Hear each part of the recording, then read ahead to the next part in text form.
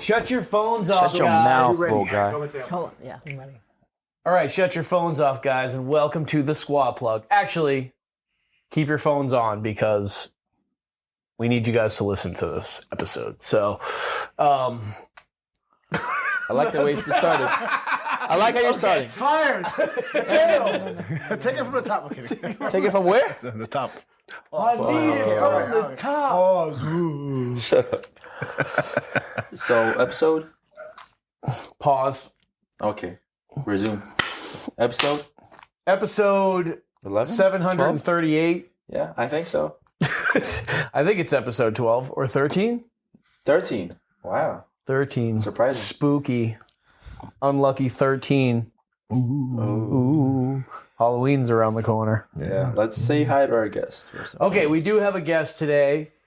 Her name is Sophia Veiras. She came all the way from Downstairs? the bedroom or downstairs or somewhere else in this house to come join us today on this episode to discuss Raw Nats, some of the coaching, the refereeing, all kinds of stuff that happened at Raw. I wasn't there. Yeah. So I'm just going to turn it over to you guys and let you discuss what you'd like to discuss. And I'm sure the listeners would love to hear this. So, Mateo, how did you do at Raw Nats? Let's okay. I did okay.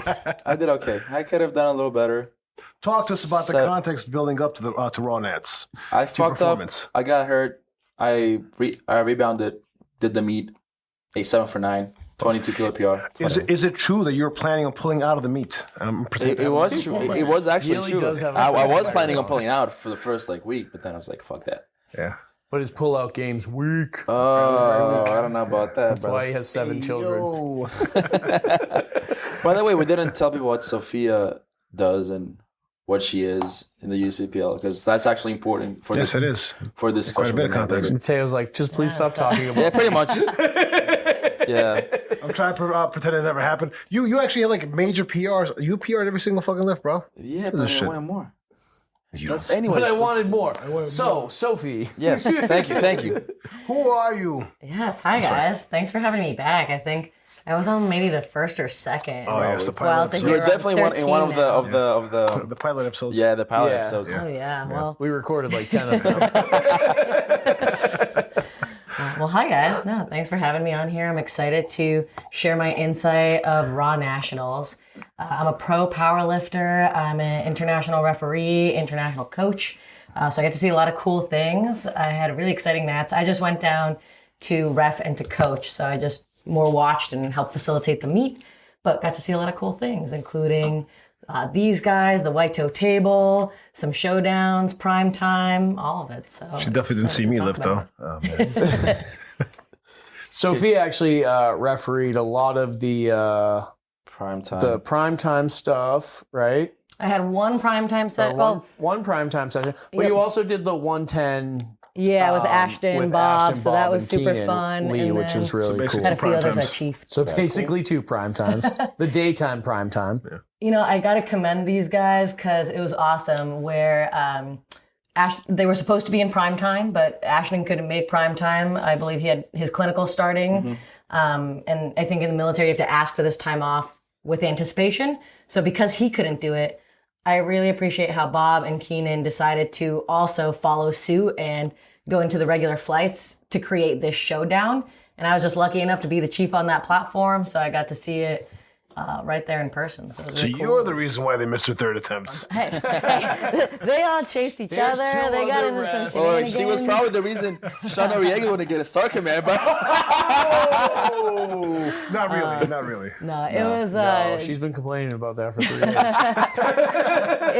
I think that it's definitely tough to ref at that level, and it even brings upon conversations within the reffing. Like, we have our own ref page. We bring some of these things to light. We learn from these experiences. Even, I'll say I had an experience today at a local meet that it was a really good learning insight for me that I brought to the page. And I think there's always opportunities for everybody to develop in this sport, right? Refs, coaches, we all get better by learning from these things. And then we learn more even at the bigger stages where we have more people to learn from.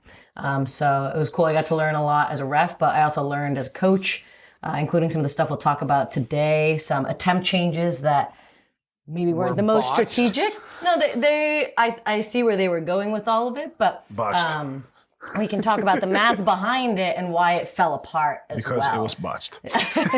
No, I think there's a lot that goes into attempt changes. I saw that actually happen today. So I told you guys there's an error that I saw that I brought into the ref page. And so it happens, figuring out real fast, what calculation do I need to put on the bar to have this person win? And or maybe they can't win, but they can come in second. And you're looking at 2 different lifters' lot numbers, 2 different lifters' body weights. And you really have to be strategic and evaluate your own lifter and figure out what do they realistically have in the tank? And is it even worth it to play the game? Or should I just go on my own and set the numbers and watch everybody else chase them? So there's a lot of strategy, but I would say the national stage is where you leave it all on the platform, right? If there's a time and a place to make crazy changes to try to beat some of the best out here, this is the platform you're going to see it on. So we definitely saw some of that at Raw Nationals. Yes, we did. We could tell by the amount of missed attempts that we saw on the on our lifting cast. How many reds? A lot of reds. That was a lot of reds. There was also, I was watching from here, but, I saw a lot of inconsistency in the reffing, which I think has been a pretty major complaint from the past weekend. No, I think we should rough. talk about that a little bit. Not every platform was created equal at nationals. Let me tell you that. I coached 1, 2, 3, 4 different sessions. Yeah, 4 different. Was it even more? 1 second. There's Carmen, there's Samantha, there's Lori, and then there's you. 4 different sessions, and I saw different reffing and different hang-ups for each and every single last one of them. Carmen's session was pretty difficult, unless you were a Joey Flex athlete, in which case you had 3 white lights all across the board for your squat depth. I was in her prime time, I believe, Carmen. Yeah, 67. Yeah. I got to see that in action.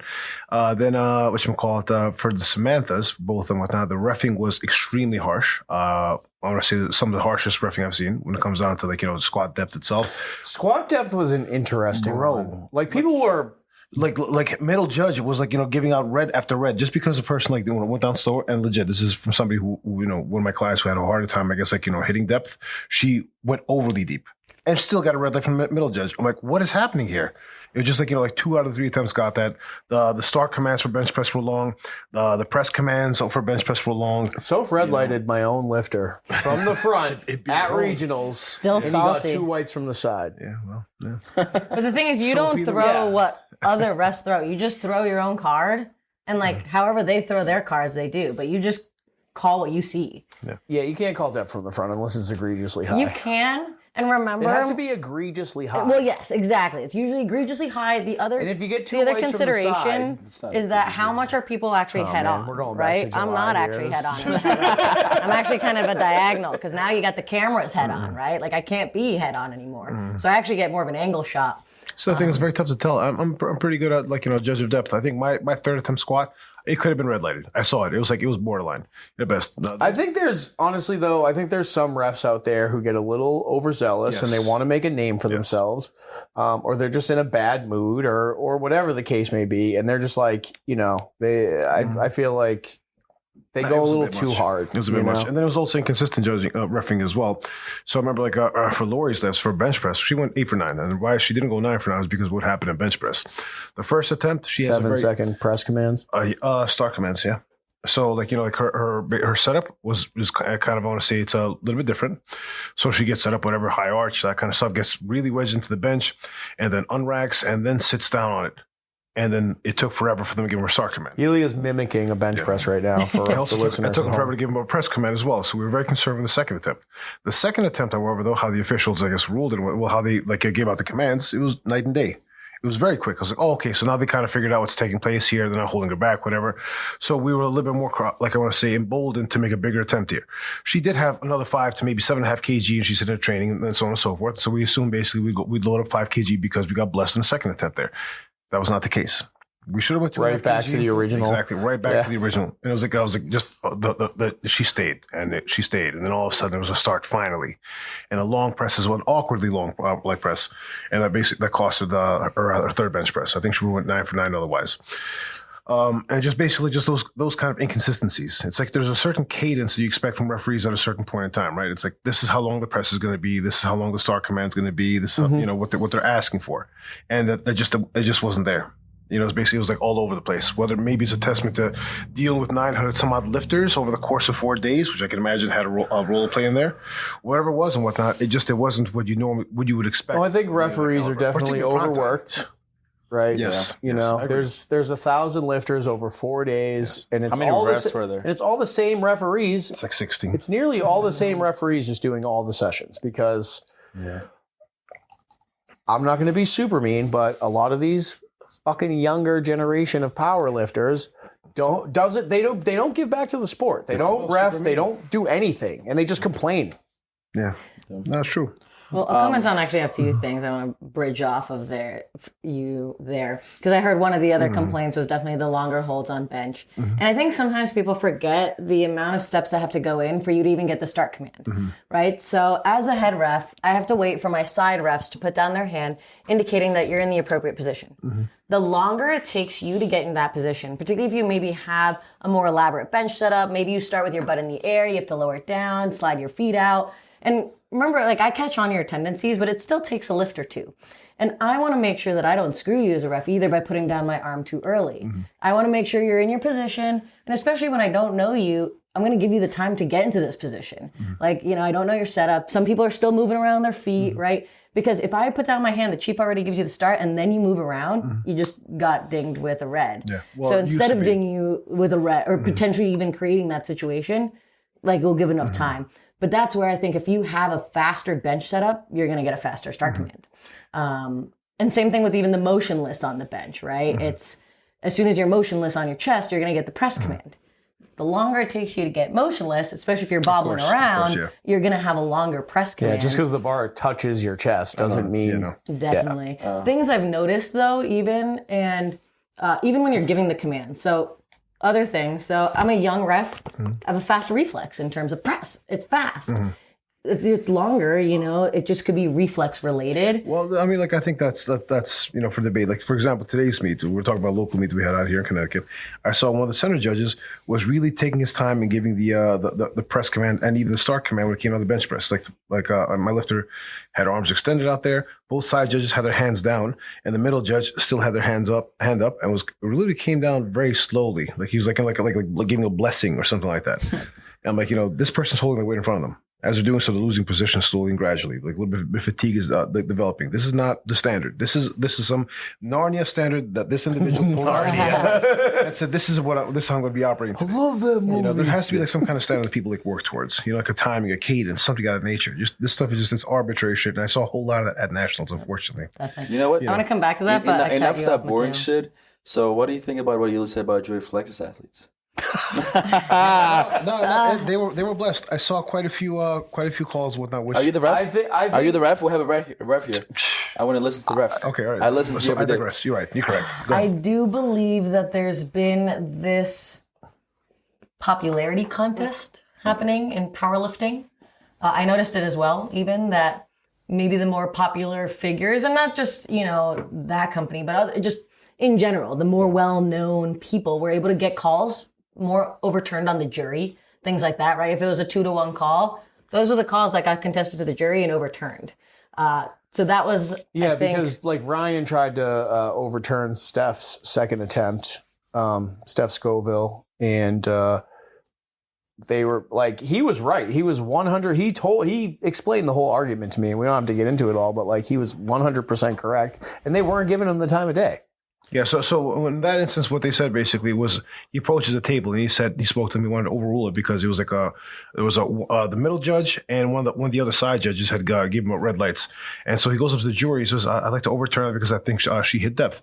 And the jury says, "Oh, we're supporting the side judges," and he goes, "Yeah, but not both side judges gave him reds." So I was actually chief on that platform as well. I'll tell you what happened there because they gave him different reds. That's why. So when you contest a call, you have to choose what you're contesting.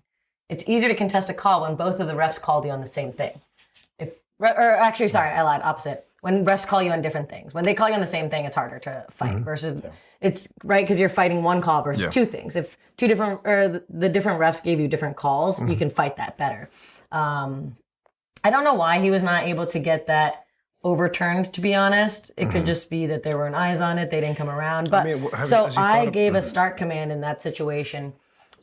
So first attempt, she actually did not get a start command because neither side refs put down their hand. So I told you guys to get the bench start command, you have to have the side refs put down their hand. Trying to say that the bar was too low and she wasn't upright enough. Yeah, so as a chief, I actually had to tell her to replace the bar. In that course, she actually timed out of her first lift.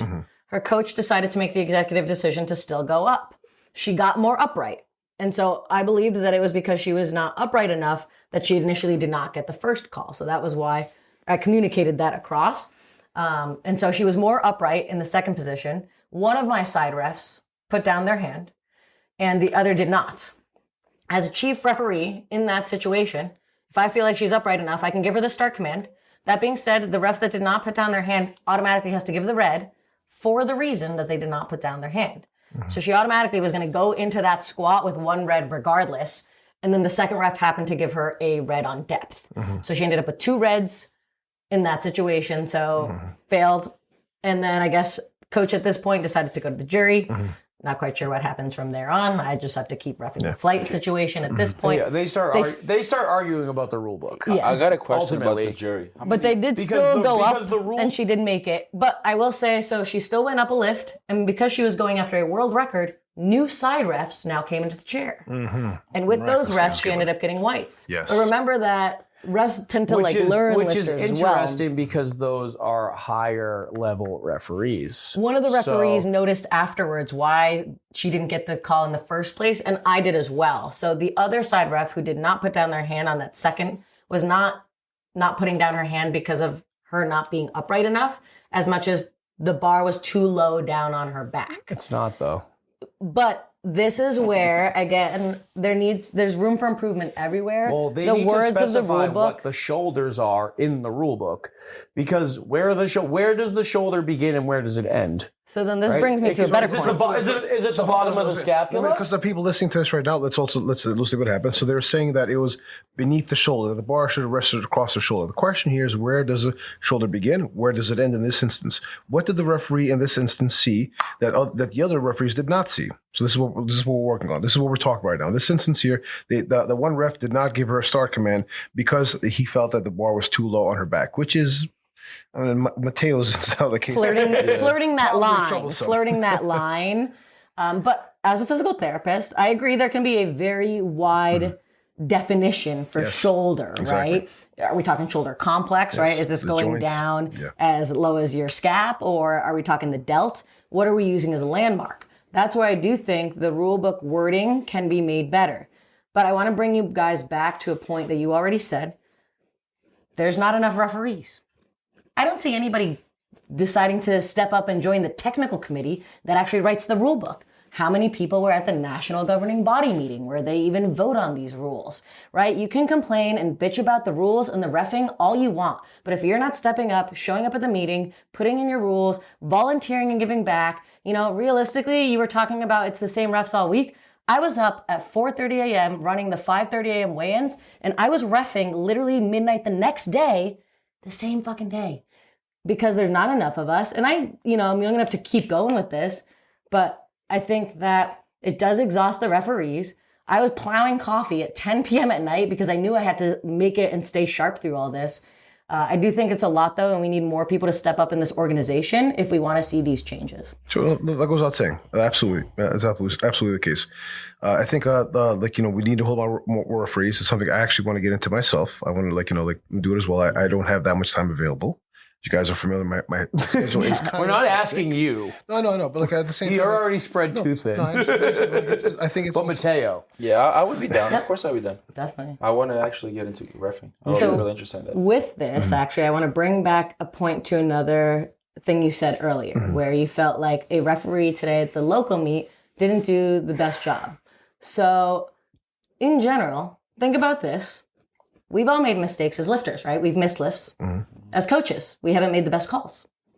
don't you think referees also need to learn these things and get experience where I would say they need to cultivate that experience first locally, and then they develop it, right, at a higher platform, and then they get more, right? You don't want a referee at their first time at nationals, but at a certain point, there's going to be... They have to start somewhere. They got to start somewhere, and there's going to be immature refs in the chair that need to learn, and they're going to get feedback from refs like me, because I have now removed myself from the chair at local meets specifically to get other people in the chair with some guidance along the way, because I think it's important. This for particular mentorship. ref, though, I'm pretty good memory faces, whatnot. Like I've had another lifter there as well, dealt with this exact same stuff, and it wasn't because the people on the side hadn't given the stock command. It's because his hand is being dropped down as slow as humanly possible.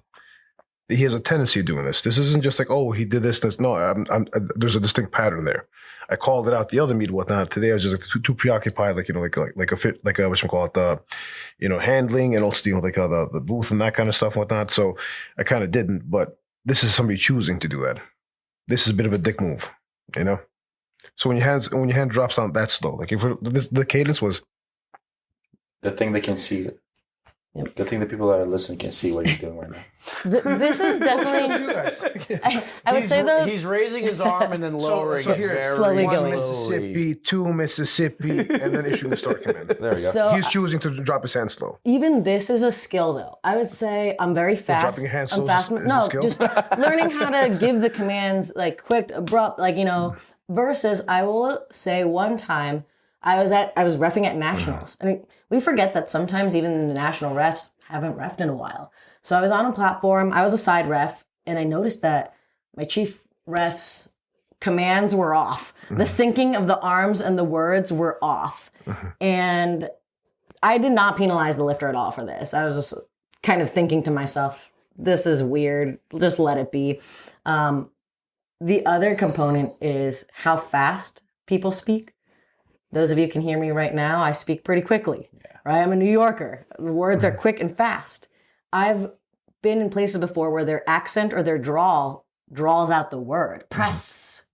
It's like, at what point do you start pressing? At the P or the S? When the someone P. says it really loud. as soon as you hear Like that a long like that. I'm gonna wait for you to go. No, but it sounds weird and it looks weird on the press. But it almost looks like they're jumping the command, right? It's this artistry to giving it, but it comes with practice. And then what happens and what holds refs back, you got to practice these things. But then, so let's say we're at a local meet, it goes by seniority with who's in what chair. So naturally, because I have seniority, I end up in the chief chair all the time. But like, I don't need to be chief anymore. I've done it so many times that I feel fine with my commands that I need to remove myself. But some people do love being it, right? So you have some refs who will maybe hoard those more powerful positions versus you have other refs who are like, get me out of this, get somebody else into it so that they can become better. And then that's how refs develop as a whole as well. So it's a problem on an organizational level that we don't have enough refs, period. But then even amongst refs, we need more mentorship. We need more leaders amongst the refs to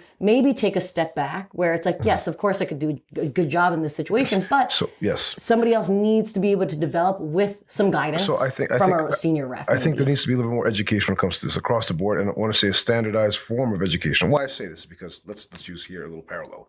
In the NBA, I want to say like a couple of years ago, like I forget exactly when, they did a study and they found out that indeed the refs were being inadvertently racist in the calls. You found that certain people basically of a color, like a black or Spanish, whatever the case is, Asian, received a whole lot more fouls and like adverse, calls and like white people did, even from black refs.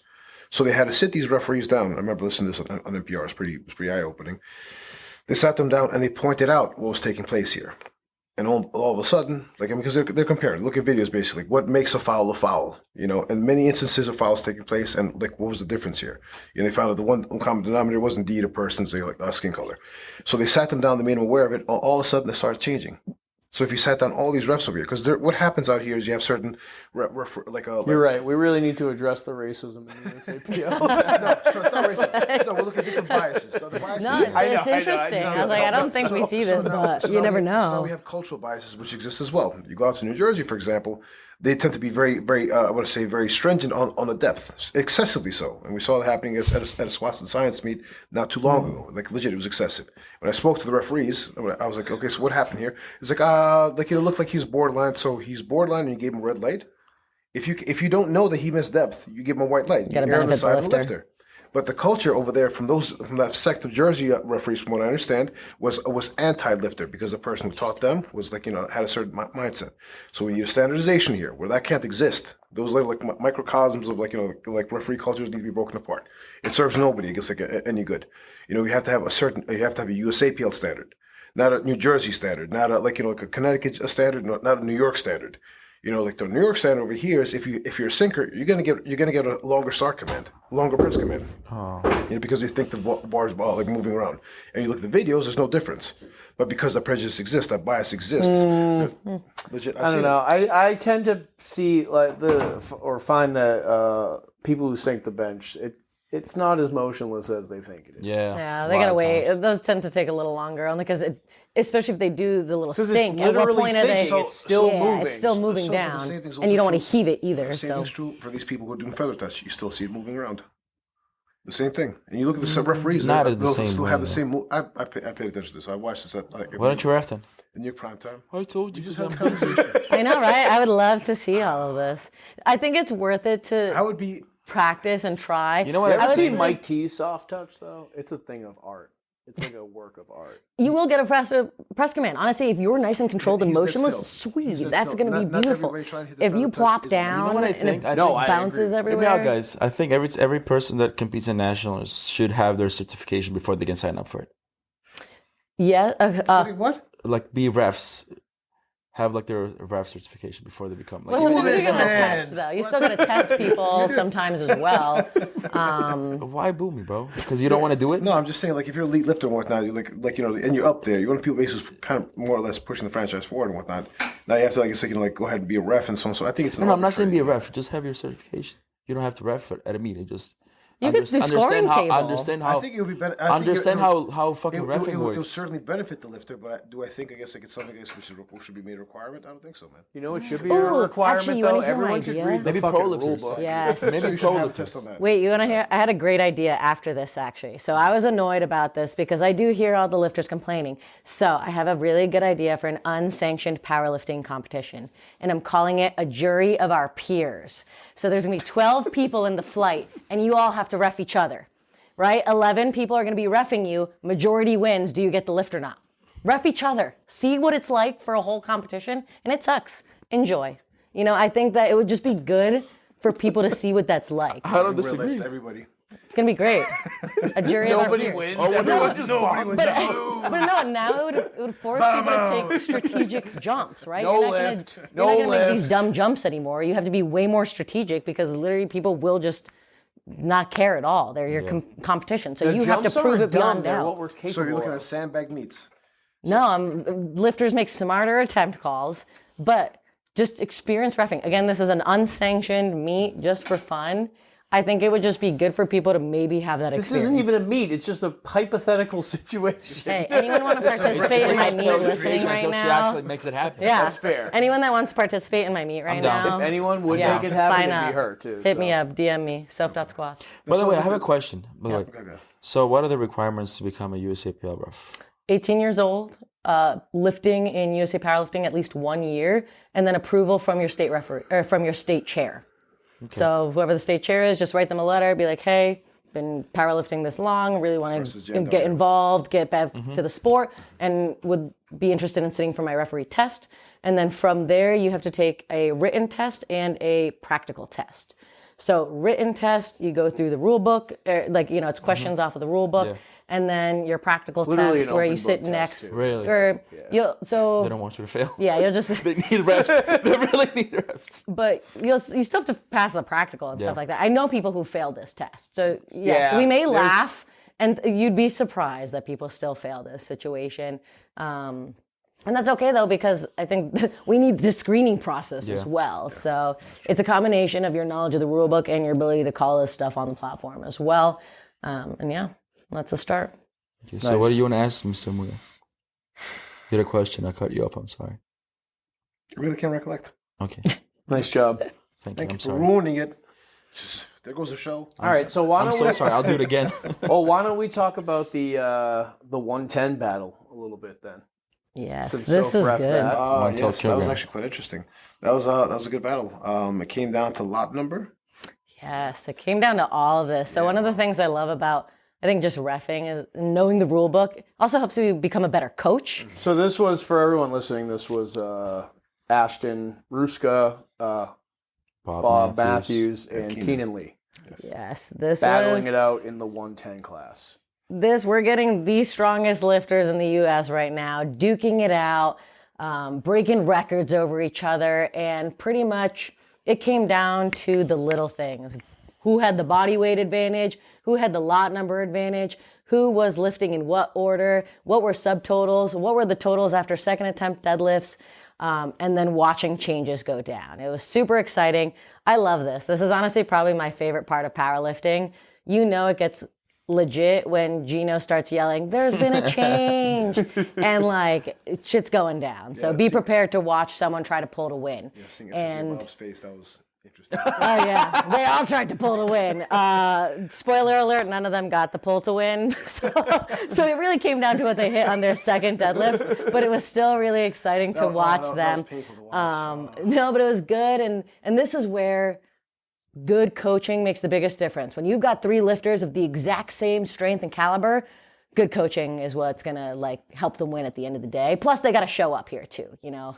Granted, all of these guys showed up. It was awesome. They duked it out. They left everything they had on the platform, as did their coaches. So it was really No, it was great. It was fantastic. cool to watch all of it. It was interesting to see it come down. I to watched lot number Mateo games when the lift tournament one. happened. Yeah. So- I didn't watch any either. If I may, like, I want to break this down so some of the people in the audience are listening to try and figure out what the hell's happening with lot number and that kind of stuff, and how interesting this was, and why it was as interesting as it was because after second attempts were done, right? I think Bob was supposed to find himself at a different point in the running, correct? Yes, I've got all the numbers in front of me because this is where you do have to analyze the numbers as to where people fell and where people maybe have an advantage. And so what lot number is lot number determines 2 things. It determines your weigh-in order, so who gets weighed in first, and then it also determines lifting order, where the bar will always be loaded in a rising bar principle, where the weight is always going up.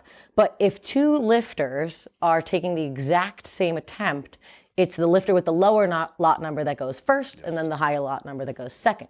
This is very important when it comes to... This happened today. Yes, this exactly happened today at a competition where someone made a change. So on third attempt deadlifts, you are allowed to make 2 changes, provided that the change is not lower than what the bar has already been called loaded to.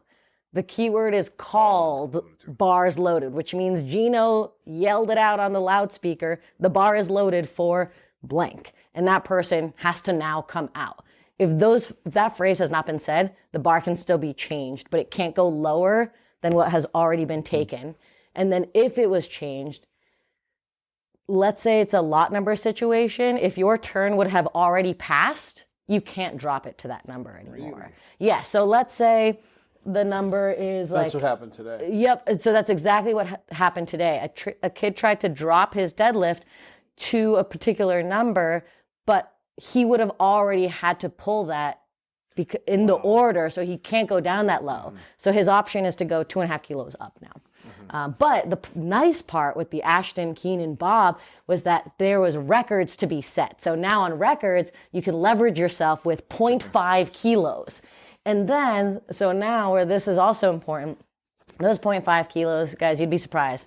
These guys are lifting thousands of pounds, and at the end of the day, it comes down to 2. And then it also comes down to body weight. So now if there's a tie, the person who weighed less in the morning will win.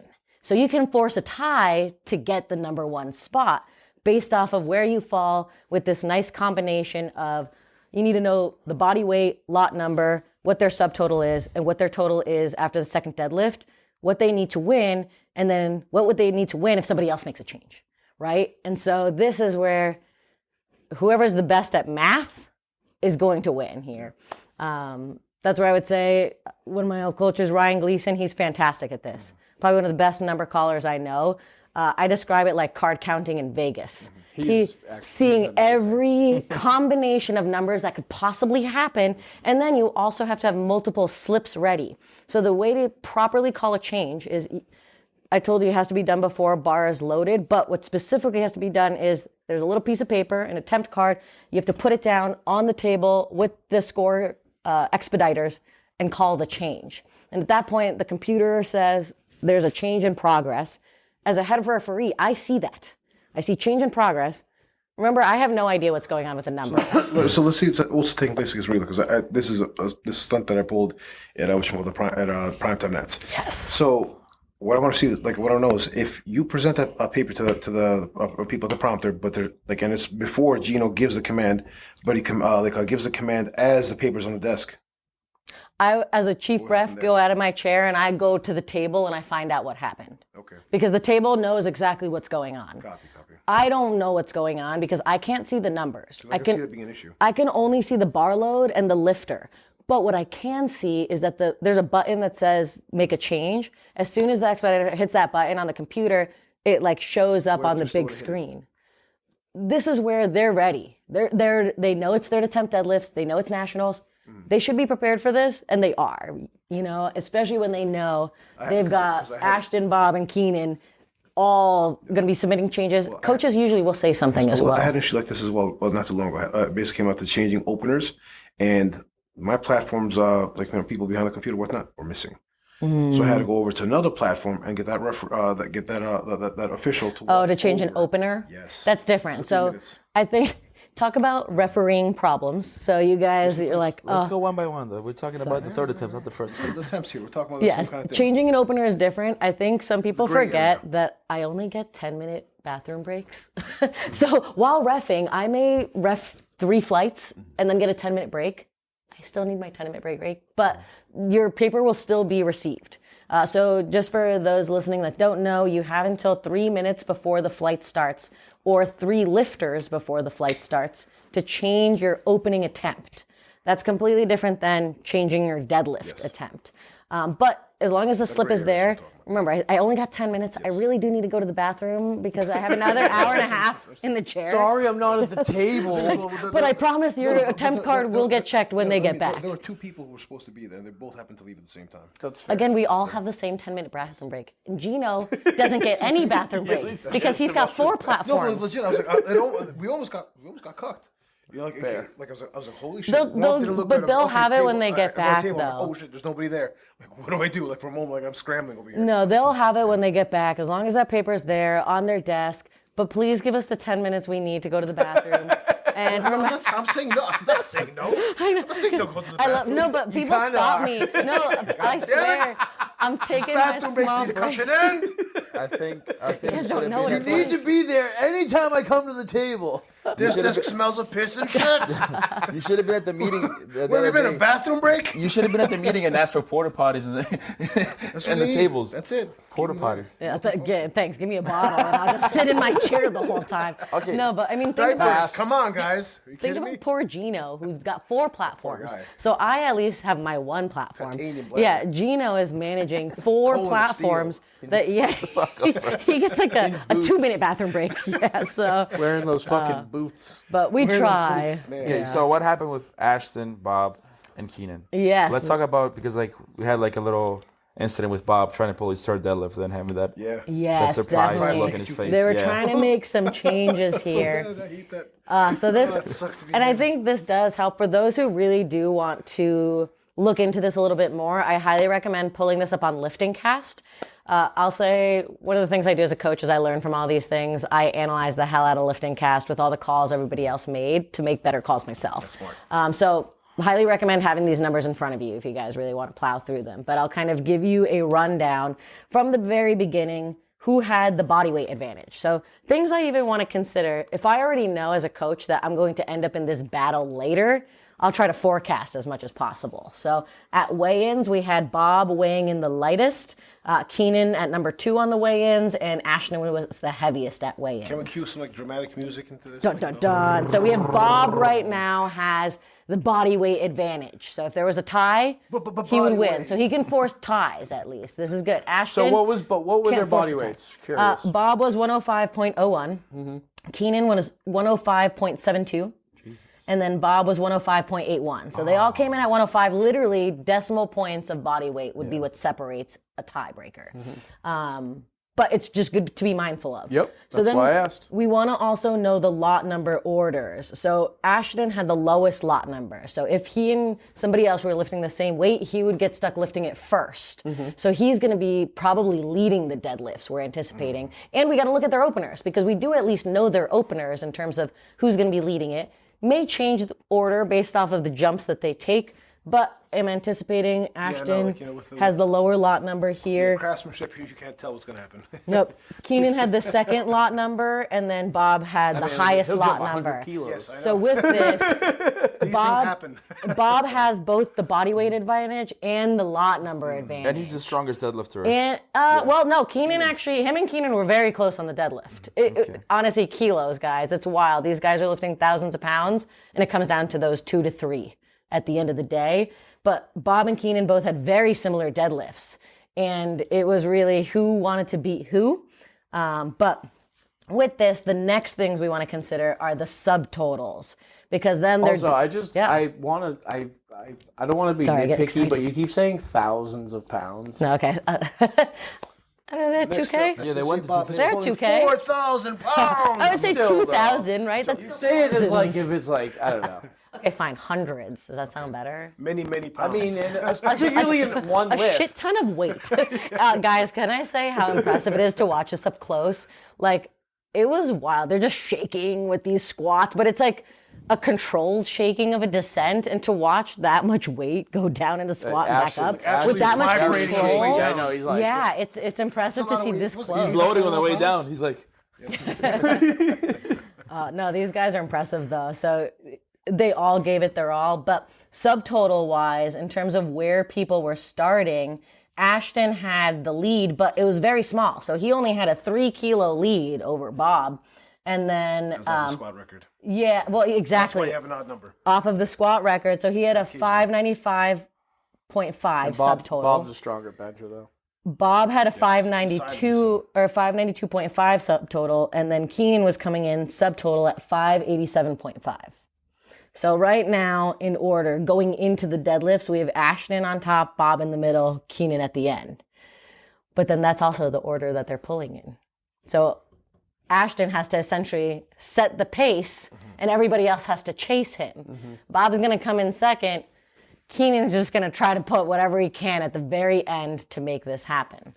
So Ashton ends up taking 388.5 for his third deadlift. So now we're talking records. We can take 0.5 jumps on these records. So Ashton ends up going for 388.5, which he misses.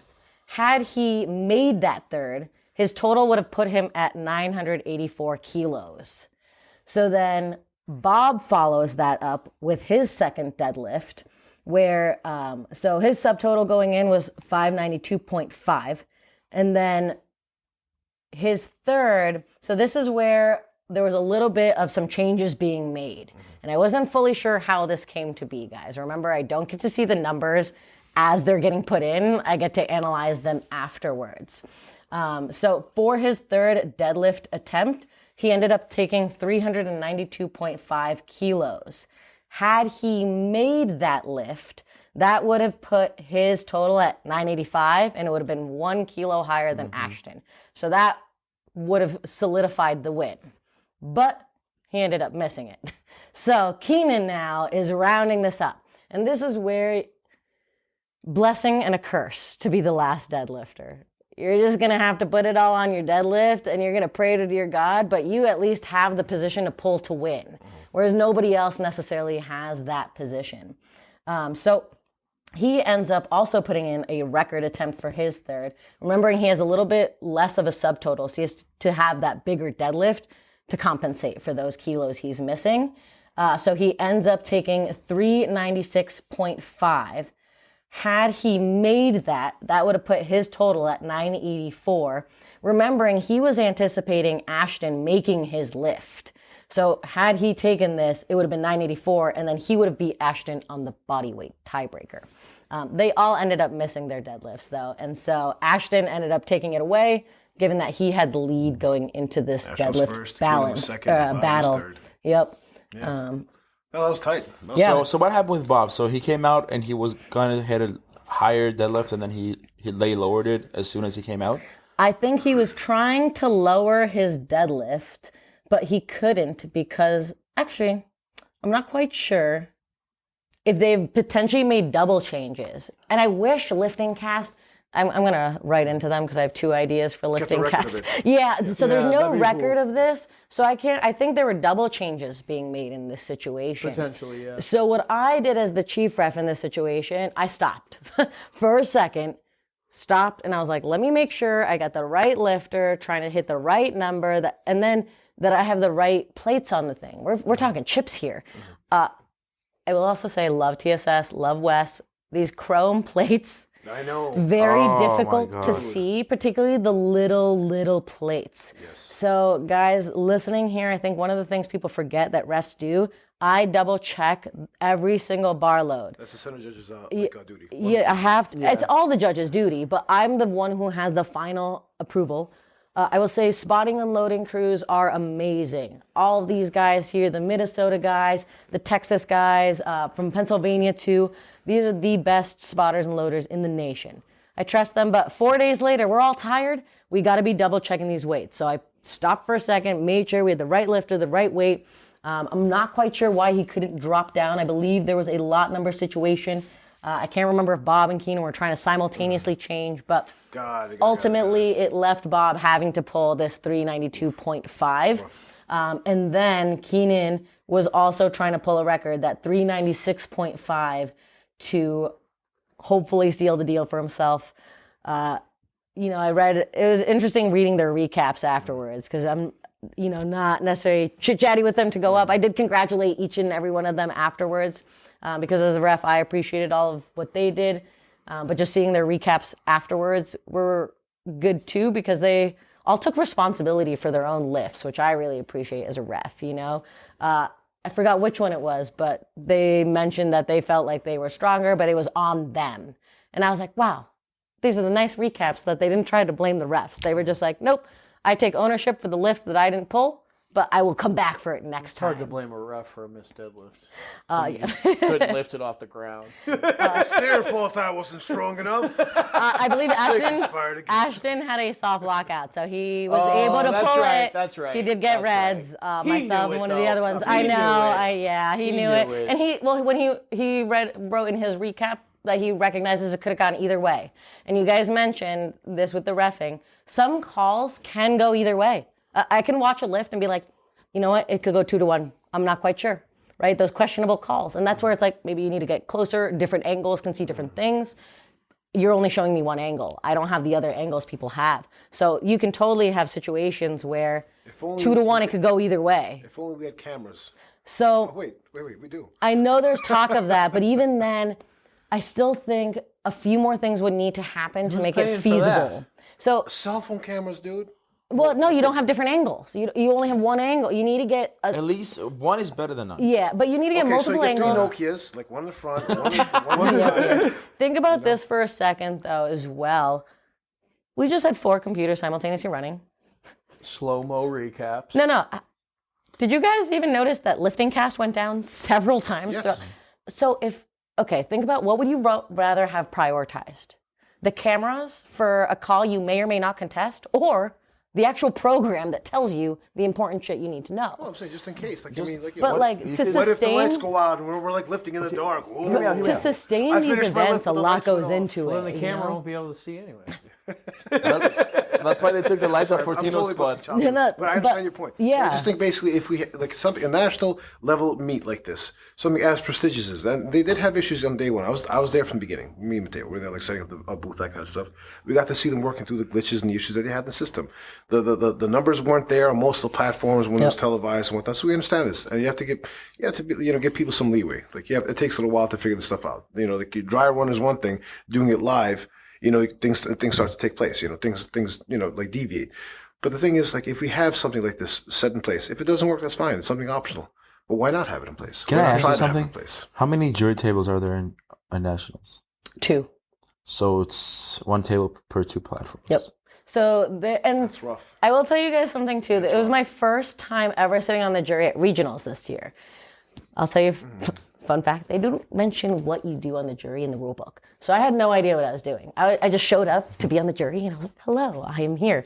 And a piece of paper gets put in front of me. I'm like, what the hell is this? I'm like, what do I do with this?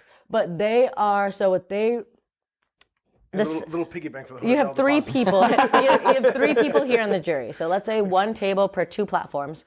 You have the center one that is flip-flopping back and forth because there's not usually both lifts simultaneously happening, right? Maybe the lifter is getting set up on one platform and the lift is actually happening on the other platform. The center one is going to flip, back and forth. So is the rest of the jury, but the sides also have their respective platforms that they kind of focus on. So the right side will focus on the platform on the right, the left side on the left.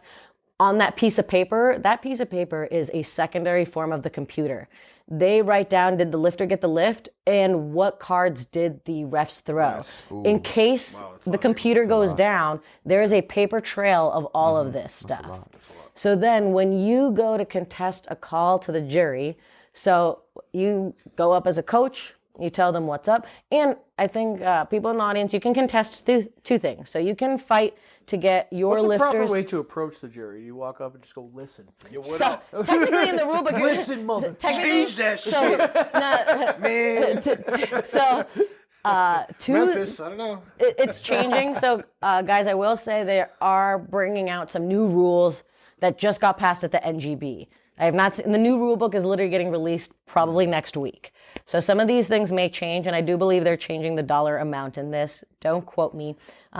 So two ways that you can approach the jury. You can try to get a bad lift. Let's say your lifter, one of their lifts was bad 2-1. So minimum, it's got to be a 2-1 ref call, either direction. So let's say your lifter got 2 reds, 1 white. You go to the jury, you try to get that overturned. Or you can also contest an opponent's good lift.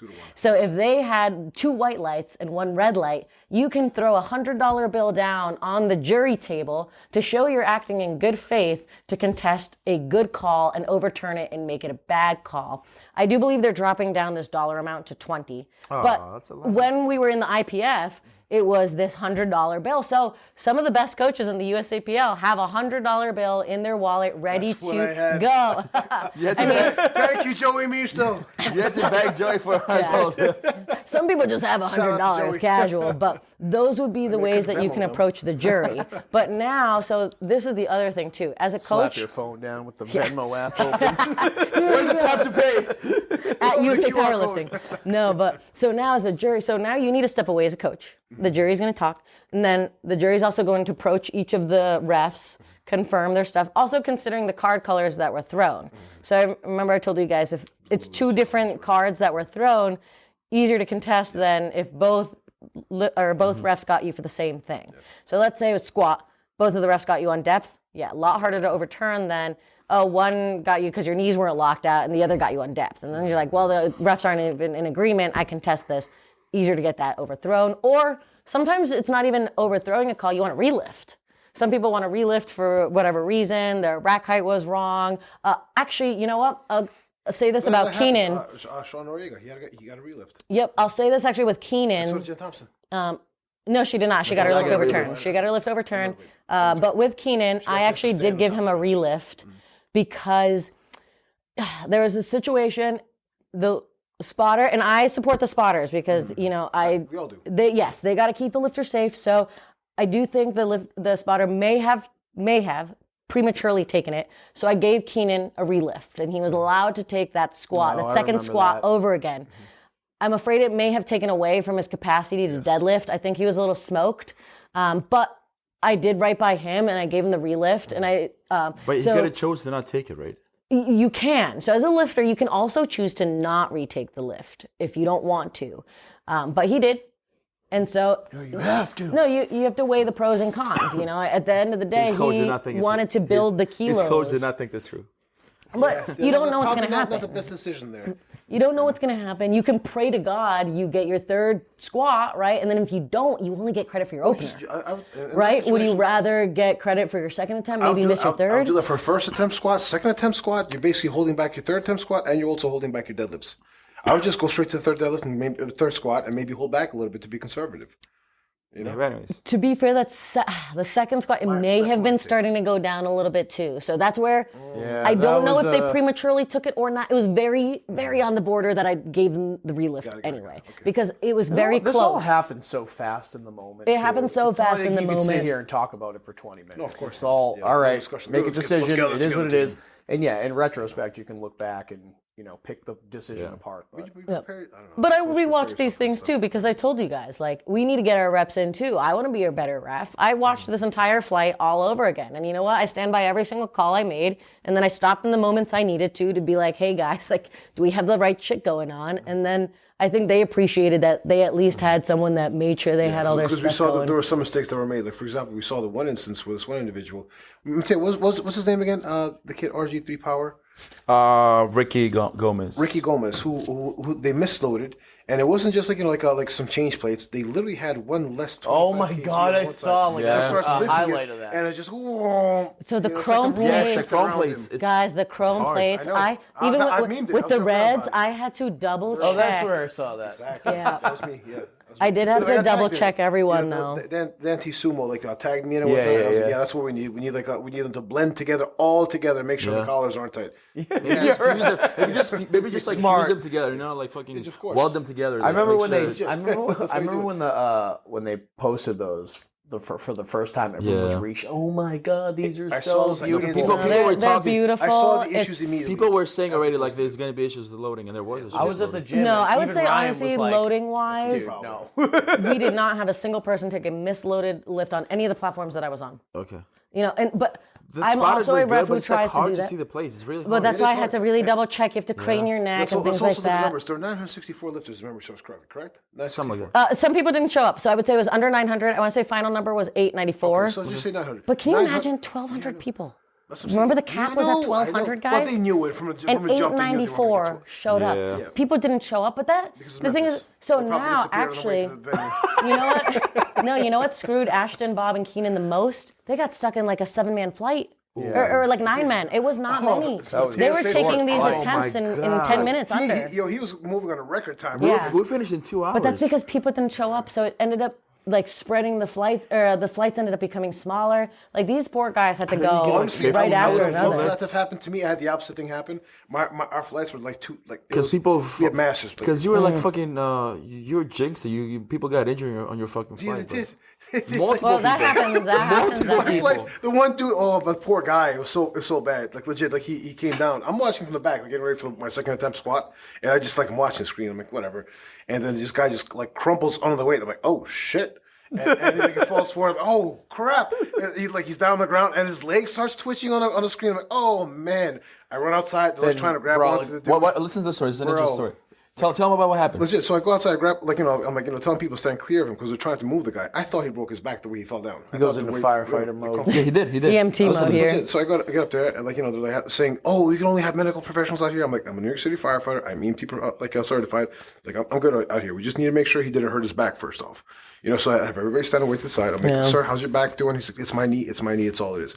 I looked down at his knee and the guy had 2 kneecaps. Oh my God. It looked like he tore his ACL apart. The poor guy, dude. It was wild. And he was talking. I remember hearing him saying, he was like, just lower the deadlift attempt. I'll be okay. Just lower the deadlift. I was like, yeah, nah, buddy, that's not happening. I don't think you're going to be deadlifting today. So we took him. We put him on a chair. We immobilized the joint, and we basically kind of stabilized it. And we eventually got him off the platform, off the stage, moved him elsewhere and whatnot.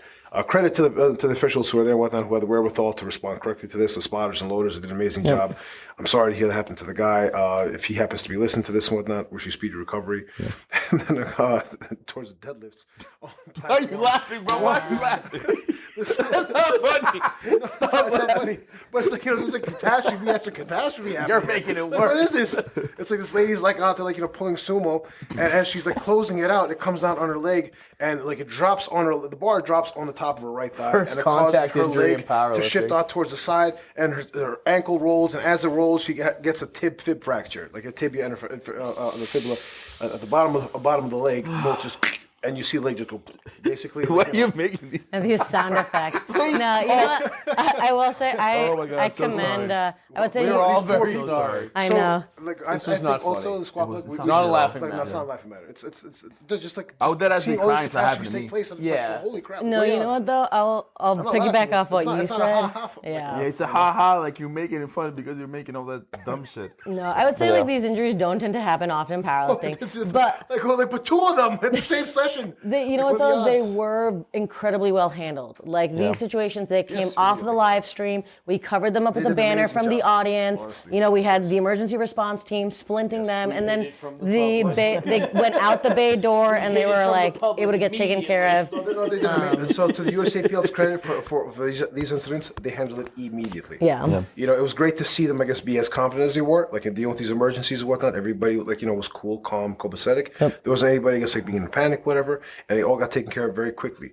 They did a very good job as well. Gene was like announcing, saying, "Oh, look at that, cheer the man on," or this, that, and the other thing. Yeah. It was quite heartening to see that. Yep. As jarring as that was to actually see happening, you know, Yeah. it was. We don't want to have that kind of stuff happen in these meets. It's very unfortunate it happens. I think the spotters did as best as they could, just the nature of how quickly he dropped the weight and whatnot, that kind of allowed that to take place. When it comes down to like deadlifts, you don't have spotters. You know, these freak You accidents can don't ask take for place. it, but it doesn't make a difference. really Like it would not have In that made a instance, it difference wouldn't in make this a difference. So what are you situation. gonna do? Like, You can't do yeah, anything. exactly, Yeah. So it's just unfortunate to see that. But I digress. Yeah, I don't think We were- someone mentioned that to me, like a back spotter would have saved her, and I'm like, No. I don't Absolutely. think so. What? What That's a It's a reach. freak accident. Yeah. Freak Yeah. accident. These things 100%. happen. You know, like who drops the bar on the leg like that? And in that moment, that's what happened. Yep. You know? Yeah, You know, just- Definitely. You know, so you can't like say we're gonna change things. Because Perfect it happened storm. one time. Perfect Yeah. storm. Exactly. Black swan moment. It happens. But I'll bring it back actually to even like our original topic getting underway here was just room for improvements. You know, I think we just talked about No, listen, things that we did well as an organization, Yes. things that we could do better moving to the future. And I don't think anyone has the answers. Let's talk about But things that could have did better as an organization. Letting people know when they're lifting, what time they're lifting, that kind of stuff, things, the rosters, updates of that nature. If I have to go to USAPL's Instagram to be kept up to date as to what's taking place, and I'm not being reached out by email, whatever the case happens to be, I think it's a bit of an issue. You know, like legit. Like, some people for are us to on find out, Instagram. like, what What the- changed? What changed? The sessions were all like perfectly timed. But if you take a look, for example, I forget what it was over here. I forget which aspect it was. I was like, literally, But- they well, timed this down to the minute. You know, the only thing I don't talk like about- is like we learn about what time we lift in the Yeah, last that's minute. what it is. That's what I'm talking about. It's like the last minute. It's But like a even couple then- weeks out. You just don't know what time you're lifting. You just think, you know, it's like, oh, yeah. Oh, I mean, they still got to organize it. People drop out. Well, they got to wait until the weight class changes. So that's 14 days out. So they have to wait until, and they can't organize the flights until that's Yeah. done. So they may have an idea as to the days, but they don't know the So breakdown the of schedule platforms and here flights. that was issued out on September 5th. This was put on Instagram's page, their Instagram page, right? I was never emailed this. This was never sent out to us. So if you don't have Instagram, you didn't know, like, you know, when you're supposed to be lifting. No, there's a I think schedule. it's online. There's on a the schedule. website. There's It's on a the schedule. website. That's on you, bro. You're It's not on a the good coach. website. Yeah. No, it wasn't. Like, Yeah, but if you go on the USAPL website, I'm like, I they definitely have have the a separate. full thing. They have like a separate website for The nationals. nationals. Yeah. So I And was then in the, that website, the but And then it has the No, roster. no, and no, all no, that no, stuff. information was not no, there. no. You're wrong about this. You're definitely wrong about this. There's definitely times. Because As soon that's as- how as- I found how where you guys as were soon as lifting. as soon as the flights like in the times like are announced, Boom, they're I on just the pulled it website. up right here. Yeah. It's literally raw nationals information. So this, honestly, Oh, they just updated it. no, I didn't know about that. I did not think this was buried. I did not see this. This was here. It's not buried. It's literally the USAPL Nationals website. September It's a 14th. conspiracy I was- against me. Honestly, I should get out. Maybe I'm a boomer. I'm scouring the website. to look for Maybe, this. Okay. perhaps. Maybe. It's Possibly. labeled, guys, listening here, What's it's the date, labeled September 14th? 2023 Raw Nationals okay, information. Am I out of touch? No. it's I the just kids who Googled are it. wrong. So what's the date? There? September 14th right Yeah. there? But again, it has to be done 14 days. Well, yeah, Before to be the fair, they You did see- put it up so, here no, but hold on a second. before This they is put it September here. 5th, and this is September 14th. September 5th, it was up on the USA Let me see this. webpage. 14th. Yes. There's no way they put it on the day before. September 14th, right there on That's the website. stupid. That's just what I'm That talking is about. silly. Yeah, they did put it up I on the scoured the Instagram website. It before was not here. available. All right, That's fair dumb. enough. Never mind. Never mind. All right. All But right, you're still a all right. boomer. Take it You're back. still a I take boomer. it back. Shit. Don't shit. No, I do think that the dissemination of information could be better. Like even that USAPL ref page, it's on Facebook, Which some people don't even have Facebook. Well, So I feel like some think we refs are can missed all in it, to agree be that honest. the USAPL doesn't do a very good job informing Yes. us of anything as it is. all. So yeah, I think are they you could've really been better. surprised? You Like know? even for like equipped nationals, bench nationals, I got more athlete emails. You're right. I don't think I saw a lot of. But we to be did fair, I we wasn't did signed a up as an whole athlete. podcast. So I didn't we get did a whole athlete podcast on the leaderboard but no, I mean I think on these points for the pro series that ended Yes. up being Yes. meaningless. that was so funny. Oh, and that was the That last was minute embarrassing. change. Oh my goodness. So The yeah, pro series, yes. The series, yes. It has a finale. Oh, but yeah, let's. It never happened, guys. Just letting you know. You know. we so hyped this whole thing up. Remember for this like nothing. weird like or So like now, this person did so now we got the World Cup that instead. Now we have a World Cup. Yeah. Where you need no qualifying total at all. And now- 75 kilos Whoa! per lift. 75 kilos. But now actually there is talk about the development of a new formula. So that was something that got brought up at the NGB meeting that would be interesting. That's It's dumb. going to take Sorry. some time to I know develop. you're not. I'm Hold just on a dumb. second. No, I think there may be something to this over here. The dots Hear me isn't out. that accurate. Hear me out. It depends on where you were at. Not just not accurate with that, but this new system, it's going to benefit me. We need to make this happen. It is going to benefit you. It's going to benefit the outsides I know. of the bell curve. It's gonna benefit me too. This when needs I to be fill- passed. It's gonna benefit me too when I fill out the I need class. Perkins to have a 500 dots. But I don't know. 615, I feel that's like fucking this is just insane. like dividing powerlifting even more because like every single federation have their own like way of their own coefficients, so it's just even more confusing. I know, but like this isn't like other sports where just like points. How many baskets did you get? Whatever the case happens to be, you know. This So like in a little bit baseball, you different. have like the bat or whatever, you know, like Errors. bat, Yeah, batting average. batting that kind of average, stuff. yeah. But it's a little bit different though. With batting averages, is how many times did you swing and how many times did you miss and hit and so on and so forth. It's fucking Yeah. cut and dry. With us over here, we're looking at basically how strong a person is pound for pound. You know, and and we say, okay, because this person weighs 75 kg, now all of a sudden the coefficient is 1.5. This person weighs 125 kg, his coefficient is 0.03, which is what happened to me. Otherwise, I'd have 600 dots. So, You're a funny guy. I know. I'll be here all day, folks. You do- So that kind of stuff, but like there actually are some inherent issues with this. What Rondell did at this last meet was absolutely ridiculous. You know, the first person ever, I guess, now drug test a person of his weight to have a 600 dots. You know, 2,300 pound total, all this kind of stuff, bro. It's insane, and he just has like a 600 dots. You know, like I'm not taking anything away from. Did Perkins Rondo whatsoever. get 600 Yes, he did. Nice. Yes, he did. Yes, he From did. the IPF? Yeah. No. USAPL. from nationals? Nationals, bro. Oh, he didn't get suspended. He's a guest lifter because he's USAPL. yeah. We're talking about his dots. His dots. Well, he wasn't suspended though. No, we're not saying he's suspended. Oh, what did you say? We said he no, got a he got 600 600 dots. dots. I don't think Oh. he did. He got 590 something. 600 dots. Okay, I'm gonna take a 600 look. dots. Six plus, if memory just correct me. So there's that there, but there's an inherent bias there, which basically like really skews it very heavily towards like if you're lighter, you're that much stronger. And I think at some point in time, basically that kind of starts to normalize, and you realize that it shouldn't be pushing those numbers as hard as it does. You know, and nor should it be suppressing somebody's performance like Rondell's as much as it does. Yeah. You know, so this is, I think, what they're trying to correct there. I think there are some, merited arguments there, which be getting a new coefficient may benefit lifters and whatnot, maybe a little bit fairer, maybe a little bit more accurate. But I don't know. I mean, see what the USAPL musters, see what it does and whatnot. You know, I'm curious to see what happens there. From what I understand, I think the emphasis happens to be with my weight class. You know, like actually helping 125 kgers, 140s, us morbidly obese individuals. You know, like the bulls are dots a little bit, which I'd like to see. But at the same time, I think there's like some actual scientific merit behind it. You know, some people, I guess, like up in the butt, I don't know, not happy with it because there's a change being made over here, but the change is made so we can actually have something a little bit more accurate taking place. You know, so I don't know. I think it's merited. I think it's warranted.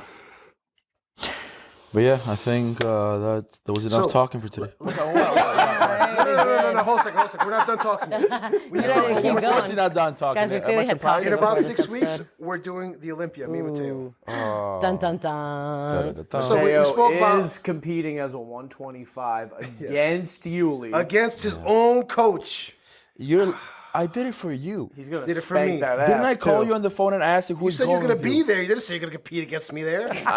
And then make a wager against me. It was a. So I'm telling you this right now. So this motherfucker tells me he's going to be out over there for me. And lo and behold, he sends me a screenshot of him signing the meet. I'm like, what the fuck? And I was like, oops, I did something. so it is what it is. It's cool. But I was sitting here today. We're talking before like the show and whatnot, and he decided to come with a little bit of a wager. I was like, I'm gonna beat you, like whatever. I'm gonna outscore you, like I'll totally what the case is. I'll outscore you. Outscore you. I'll outscore you in powerlifting. My that's batting me average is gonna be better than yours. How many home runs per minute can you hit? All right, so no, but basically, so when it came down to, because we were like talking about different things, like if I won or if he won, and what winning would entail. We were saying total and back and forth and that kind of stuff. We came down to dots. So if I outdots Mateo, or if he outdots me, the loser shaves off their eyebrows. Yes. This is the thing. But if Yuli shaves his eyebrows, he can't wear the Yankees fitted for a month. That is that bullshit. You know what? No. You can wear it out. You can. So You it's cannot. 2 losses for me. I can't support my team, and I go without eyebrows. You cannot wear it in training. When you train, you cannot wear it when you train. Is that better? I don't mind. I go without the entire month without the hat. Okay, perfect. That's not an issue. We got a Just deal. streamlined. Without a hat and without eyebrows. Without eyebrows. So I was like, we shave them off once. We're not shaving the whole month off. No. You're shaving it once. And you let them grow. Just once. Okay, just the one time. Yeah. This is It's happen. gonna be funny. I'm gonna beat the brakes off. Okay, you. brother. Get ready for those 10x10s in your program. Oh yay! Burpees? What? Hey, Mark. So you're so you're onboarding clients, right? I heard you have availability. Yeah. Yuli, why am I doing strongman workouts again? Log press? Hey, love me a good log cleaning press. It's fun time. Oh, he loves it too, all right?